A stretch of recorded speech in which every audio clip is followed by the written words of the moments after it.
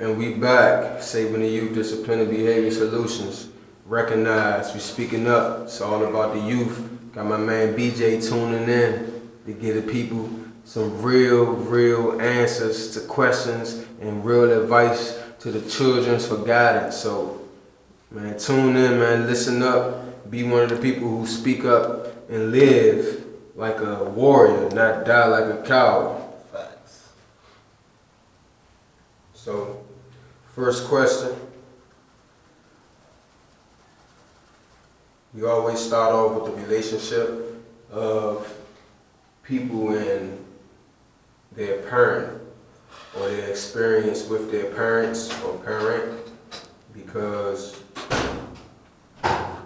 the reason behind a lot of things that we experience as children and adults come from our childhood.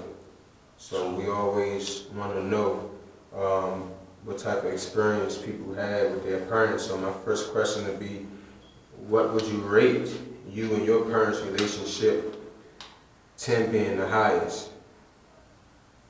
Okay, I would definitely say 10 to me and my mother. I really haven't had a father in my life, to be real, but as my mother being my mother and my father figure, I would rate it a 10, because I'd say me and my mom, we like, best friends. So what made you give your mom that type of respect and honor, being an adult you are today? What did she do for you, that would make you give her a 10, being the highest? I would have to say, just raising me by herself, being a strong, independent woman, being humble, being motivated. Not just motivated herself, but for us, for me and my little brother, Independent woman, she didn't have no man to help her, so she did it on her own.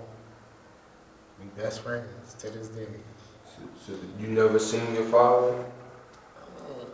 My mom said I knew him when I was 2 years old, but I really too much don't know him. I can't say that I would know him. I can say I couldn't say that if I was to see him, I wouldn't shake his hand and say I don't know him, because I know him. Of course, we look alike, but you don't know him as a father. I know him as a man, as a father, as a man. I couldn't say I know what he likes. He couldn't say he knows what I like. Do you think him being out of your life affected you? Most definitely, most definitely. How? If he was in your life, what difference do you think it would have made? There's a positive and a negative to that question, because, for instance, the man I am today is because he wasn't here, but the man I'm not is because he wasn't here. Being he pretty much, him not being there makes me know, as when I have kids of my own, I'm gonna be there for my kids, because I don't want them to feel the kind of hurt and the kind of neglect I felt from not having a father.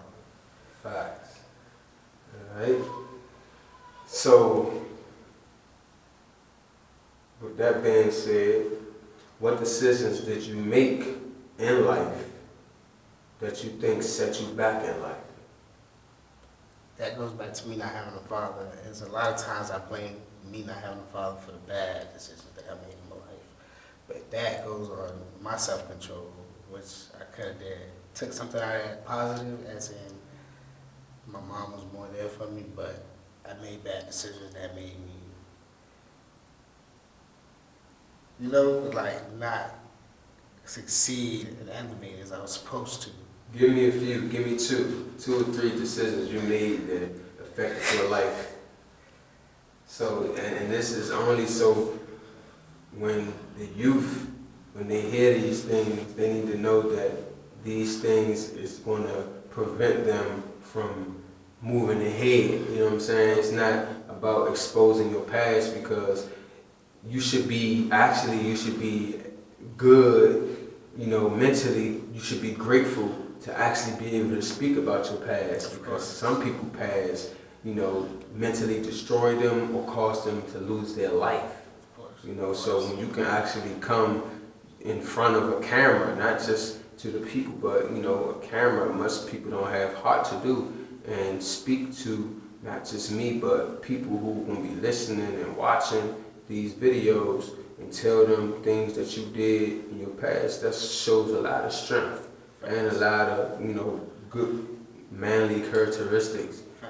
So yeah, just, you ain't gotta get personal, just throw a few things in there so these kids can know what to do, what not to do, just fill them in a little bit. For instance, I'm sure others could relate, like, a lot of bad decisions such as, like, in school, making my anger take over my mentality.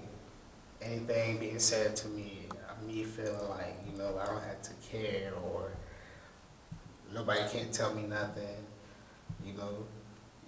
First thing that came out of my mouth was, "You're not my father, so you can't tell me what to do," And that's something I shouldn't have said. That's stuff I shouldn't have did, because I got in trouble. Being disrespectful, talking back to adults and stuff like that. Kids do that a lot today. They talk back to their parents, they talk back to teachers, they do all types of stuff that they ain't supposed to say, all types of stuff they ain't supposed to do. So one of the things that you did it ain't really set you back, but it caused problems in your life as a child. Was be disrespectful. It kind of does. It kind of did set me back, because that made me, like, kind of what they would say the class clown, and that made me do a lot of more reckless stuff, such as, like, the disrespect got further, as in, like, me disrespecting my teachers, getting kicked out of schools, fighting teachers, stuff like that, like stuff that kids not supposed to really do. Your teacher's there to help you learn and elevate. They're not there to bring you down. And if you do find a teacher that does that to you, then you gotta, show them how you can elevate. Don't, stoop to their level and try to act out or, be the class clown. Yeah, that's so them things you just named, so it did actually affect you. Yeah, most definitely. It went way past what I thought, so most definitely. That's deep, those things we do have problems with, and we want to push as much as possible and to go as far as we can with it to try to prevent those things from happening. With kids, to try to get them as much advice as we can, to keep them from doing those things, because that's very, very popular today. You got 2- and 3-year-olds cursing people out, calling them out their name, and people laughing like it's funny, but and it's sad. It's sad, man, really. So I appreciate that. So we're gonna move on. We're gonna go to the next question. What examples have you set that made a difference in your community? Well, in my community, I'm a football athlete. Everybody know me as, they call me, dumbweight, because I came out like a train. I was a starting fullback. A lot of kids looked up to me, a lot of kids from my area, which we call the hood, they knew me as that, and they knew I was also the type to hothead, like to fight and stuff, But I used to always tell them, like, take that into sports. Don't do that in the streets. You don't got to do that in the streets. You can take it into sports. A lot of kids, they looked up to me. I used to play football with kids in the neighborhood, take them to the park. We all had basketball games, A little fun stuff to just keep their mind away from the stupid stuff that's going around in the city, So you was known as a football player, and people looked up to you for how good you were doing this sport? Yeah, definitely. That's good. So that just goes to show that you can be known for doing things that you like to do. You ain't got to do things that people want you to do. Exactly. Or things that you see on TV for somebody to look up to you or remember you or to follow you, even as you being a leader. What he said, just something that he wanted to do, play football, and he put his heart and mind into it. It caused him to be remembered, and people to talk about the things he did, because he did it in a way where he expressed, it made him feel good, and he loved to do it. Exactly. Yeah, so Casey, keep that in mind as well. That you can always follow your dream. You can always do things that you love to do and set examples for others. So. This question is a little bit, off the charts as far as, you and your personal life or your decisions. And yeah, it's gonna get deep. But it says, how have the music industry inspired you today? Being real, being real. Like, you gotta be real with this, cause people gonna be listening. Like, I don't have no cut cards. I ain't trying to, you know what I'm saying? I ain't doing this for no fame or none of that. Like, this real life, you know what I'm saying? I don't care how anybody look at it or feel. Like, this real, like, this stuff need to be known. Like, how have the industry, like, how have it inspired you, or did it inspire you? Music is big for me because music is something not only religiously, it's spiritual. It's a very spiritual thing. And, like, honestly, I think it's all been switched up, turned around. It's not the same as it used to be. I mean, yeah, we know that, but how have it inspired you though? What, like speak about what it did for you, or what it's doing for you, if it's doing something for you, mentally, emotionally, physically. We talking about. I mean, music is a way of expression to me. That's a way you can express yourself. So it's different songs that you can listen to that give you different feelings. Like, you can listen to a hype song that's gonna get you hype. You could be in your feelings and turn on a sad song that's gonna make you cry even harder. You know, like, it's just a different way of expressing your feelings. And that's what it does for me. It motivates me. I can listen to some music on a good day that I'm about to have a job interview that's gonna pump me up for my job interview. That's gonna motivate me. That's gonna make me feel better. Like, I can listen to like a sad song. Like, I could be in my feelings over a breakup and listen to a sad song, and this is gonna make me feel worse. You know, but I mean. And you can listen to a song talking about a bunch of killing, yeah, and getting money, it's gonna make me want to kill having somebody, sex and all this and that, and it make you put you in that wrong state of mind, which is doing today, and make you act out what you hearing and what you speaking into reality, where kids gonna be seeing you do that, right? And you're gonna be setting the wrong example, right? So that's why when I say, you know, how it inspired you, like, yeah, you mentioned all those things about what, you know, different type of music it is and what it can do, but don't forget the negative effect that it has on you. Because if you have the negative effect that it had on you, then you will have the negative that you have. Been affected, that you have been affected by it. You will have that. Right here. Yeah. But you're gonna hide it out there. Right. You know? Right. You know what I'm saying? But you know, that kind of goes with something I always tell people, even the kids that's younger than me. I'm pretty young, but a lot of kids I tell that's younger than me, like my little family members, like my cousins, my little brothers, be self-motivated. Right. Don't let anybody else detour your motivation. You gotta be motivated yourself. If you're not motivating yourself, then there's no way you're gonna do what you want to do. No doubt. Most people motivated by music, but when the music is not there, where's the motivation? Exactly. All right, so do you feel that the industry has corrupted our younger generations, including yours? Most definitely, because knowing that the industry is people, I'm not going to say it's a person because it is multiple people in the industry. Knowing that the industry is people, they know that the young youth, such as people that is our color, for instance, we look up to them, such as BET. Everybody knows Black Entertainment Television. A lot of the stuff they put on there now, the youth, especially black youth, is looking up to. It has stuff like cursing, killing, you know, sex play, all that, you know what I'm saying? So why show the kids what they need to do or what they should be in life? You know, like, pretty much it's a statistic.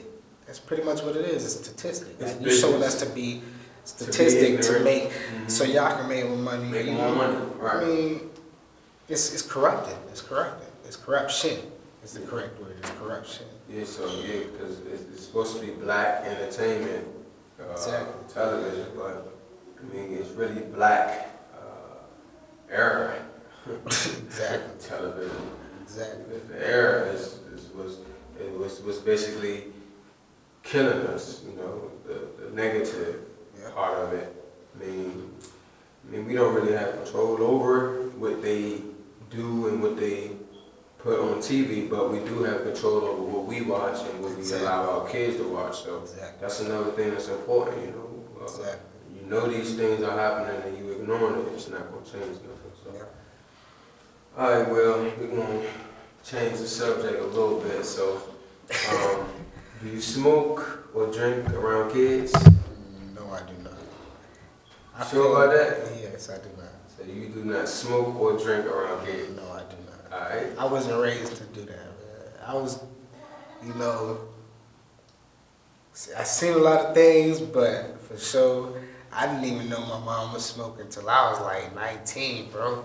Wow. And she was smoking my whole life. Like, you know, that's so good. you know, I know somebody like that as well. They don't do it in front of their boys, even though their boys grown. Exactly. He told me, he said they can never say I did it around. Exactly. Yeah, they can never say they seen me do it. Exactly. Yeah. To this day, my mom's telling me she know I smoke, but to this day she like don't smoke around me. Yeah, I wouldn't feel comfortable smoking. It's a respect thing. You know, a lot of people say, "Oh, you don't need to respect little kids," but little kids observe things. You might smoke or drink around them. They don't know what it is. They think it's okay because they see you doing it as the adult, as the person they look up to. So maybe they gonna see it in the fridge, or they gonna see it on the floor, or see it outside. They're like, "Ooh, my mommy or daddy drink that. Let me go get that. Let me taste that. Let me hit that." You know, I want to look cool like mommy and daddy. Then what happens? You know, you have a situation on your hands. Child neglect. You know, that's another child that's in the system. Off of your what's the word I would say? I would say your bad habits. Exactly. Bad habits. Yeah, because that's not an inspiration at all. I mean, for real. It's a bad habit. You can't really knock a person, or not even knock, but judge a person for what they do. But why would you do something like that in front of your child? Exactly. And tell them not to do it, but still do it? Like, it don't make sense. So. That's being a hypocrite. Yes, indeed it is. And you tell most people that they wouldn't care. They'll suck their teeth, all their lips, try to curse you out, justify it. Yep, that's a fact. Yep. So don't ever let nobody try to justify being wrong. Yeah, you can't do that. All right. So next question we got. What advice can you give a child to help them with becoming successful? And when I say that, I want to know like give some detailed actions that a child can really do. Some good advice, not just with saying it, but actually doing it. That's what I mean. I say some good actions that help a child become successful, but from your own experience. Yeah, an experience, right? Okay, from my experience, going back to what I said, being self-motivated. You got to stay motivated, man. You got to motivate yourself. You can't have nobody else telling you you can't do something. Don't let nobody tell you you can't do something because you're going to always do whatever your mind puts to you. I mean, like, you got to, what I do, I set goals. That's something you can do, to make sure you exceed and progress in life. Like, you have to set goals to make sure and when you get to those goals, mark those goals off and set better goals, set higher goals. Always exceed your standards. Like, even though I've been through a lot of stuff, I graduated high school in 2014, man. Like, that's something you always want to do. You want to stay in school, man, because I stopped going to school for a while, and a lot of stuff started deteriorating. Like, I started going in the wrong path. I was making less money. I mean, some people might not say school is for them. That's your opinion. I'm saying from an experience, it's better to have that knowledge under your belt. Because you could be street smart and book smart. That's true. It's better to have the knowledge under your belt, though, because can't nobody tell you nothing. Nobody can ever take that knowledge away from you. That's good. Yeah, that's facts. That's a fact. And I think that's very important. People need to understand that. And a lot of knowledge you can gain, from self-experience and from doing your own research. You don't really need nobody to teach you just for you to have knowledge. Knowledge comes with the effort of you wanting to know and actually researching and, reading for yourself. That's that self-motivation. Yes, it's not all about what somebody tell you. Exactly. The person teaching you is actually telling you what somebody else told him. Exactly. So it's like, we can do that. We can be self-motivated and self-teach. Yeah. And, and actually prepare, for the next level. So, that's good advice. All right, what can we do today that would change the cycle of destruction? That's a question I've always asked myself, and I have the same question to myself every time. When I say that's, all right, so that's good. I'm glad you think about that. Now, I want you to think about this. When I say, what do you think we can do? I mean, we as adults, as the ones who are supposed to be, the second to the second leaders in command when it comes to the adults, because it's not just us. We got people over us that's still alive. Of course. So I say we, meaning like me, you, everybody else that's in our generation group, because it's time for us to make a change. The people older than us, they don't even get respect from people, like us. Yeah. So what do you think we can do, the ones who are actually being followed, by these younger kids, to change the cycle, man, to like get rid of it, like to make it go in a positive direction and not the same direction it's been going down for hundreds of years. Honestly, man, that goes deep to like, I could say two things for that, man. We could unite and we could have peace. If we could unite and have peace with each other, there's nothing else we need, man. We can work together as one. There's nothing else we need. But nothing else. If we work together as one, it wouldn't be a balance. It has to be a balance, and it have to be crime, it have to be good. Without the crime, nobody would present the good. Without the good, nobody would know how to commit crime. You see? So it's never going to be we all come together and just be at peace. That's never going to happen. I can tell you that. Yeah, of course. That's something that you can dream about, but in reality, that's not going to happen. Yeah. So think of it this way. What's something that we can literally wake up every day and do? Get out here on the street and push. Like, we need to make our own agenda. What do you think we could come up with as an agenda? Like something I'm doing right now. I'm trying to get people to hear you, people to hear your mind, your ideas, kids to hear, what you've been through, and you're still young. Yeah. They coming up, going through what you're going through already, or went through already. Yeah. What do you think we can do to change this direction? This shooting, grab the pistol, drugs, mistreatment of women, disrespect to the man, like all this negative stuff. What do you think we can do? I mean, it starts from the ground up. You know what I mean? And I mean, we gotta work together, man. That's how I feel. We gotta teach. We gotta teach. That's true. Wake up every day and teach. Let them know what's real. Stop letting them hear all this false information, pretty much. That's what it is. When you say start from the ground up, what part of the ground do you mean? Like what foundation are you speaking of when you say the ground up? Because that indicates something. When you say the ground up, I'm only thinking one thing. Because when I say from the ground up, I'm saying from the man, like.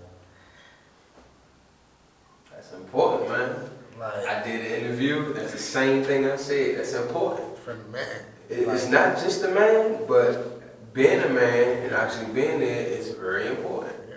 But my thing, what I would say, you know, I'm interviewing you, but this is what I would say if it was me. I would say the household. Everything starts in the household. You right. If the household is bumpy, the experience for that child outside is going to be bumpy. Of course. So for every child that has that bumpy household, every time they go outside, they all be bumpy together. Yeah. The whole community going to be bumpy. Why? Because they all came from bumpy households. Yeah. Either they were missing a dad, they was missing a mom, they was missing both. Yeah. The dad and mom was on drugs. It was a lot of beating. It was like a lot of stuff, man. Right. So everything starts from home. So we can get home, people in a home to be, we can get parents to really be parents.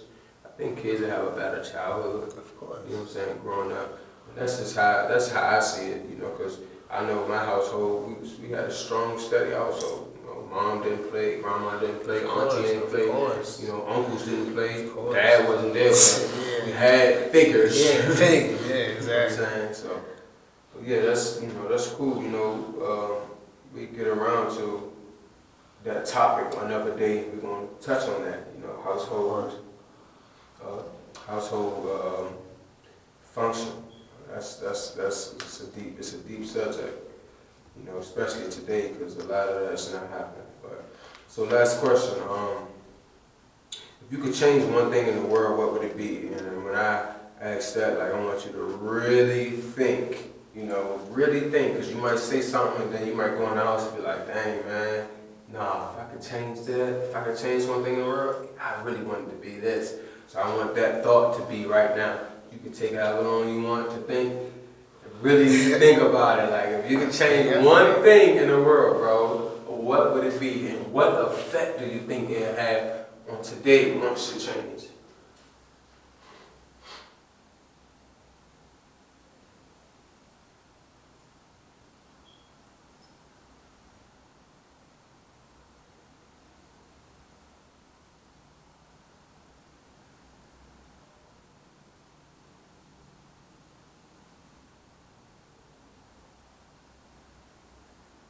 If I could change one thing,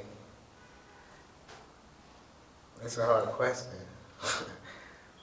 Especially growing up and experiencing so much and knowing that so much wrong with the world. It's really so much. That's why I said really think about it. Yeah. Because one thing, but remember, the domino effect. One thing can actually prevent a whole lot of other things, right? Exactly. So don't think about all the stuff that's happening. Yeah, exactly. Think about one thing you could change that'll prevent a lot of things from happening. Right, you know? right.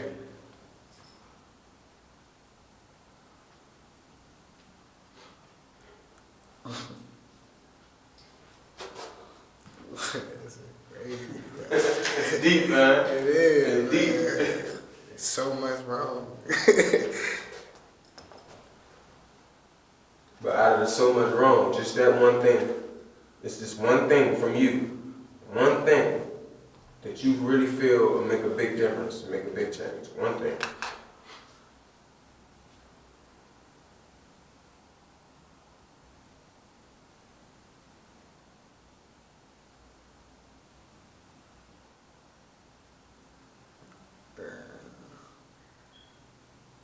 One thing.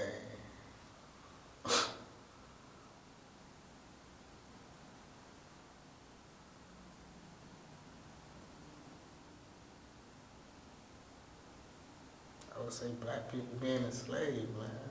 That's one thing I would change. Hey, man, I cannot argue with that. But That's one thing I would change. hey, if that was to change, that would change the whole entire way we are treated, the whole way we think, the whole everything. Everything. Like, bro, that's big, bro. And see, that's what thinking do. Yeah. Because you could have said anything, Yeah. and it wouldn't have been a big effect on it. But that's big. Yeah. I'd love to hear what somebody else have to say. Yeah.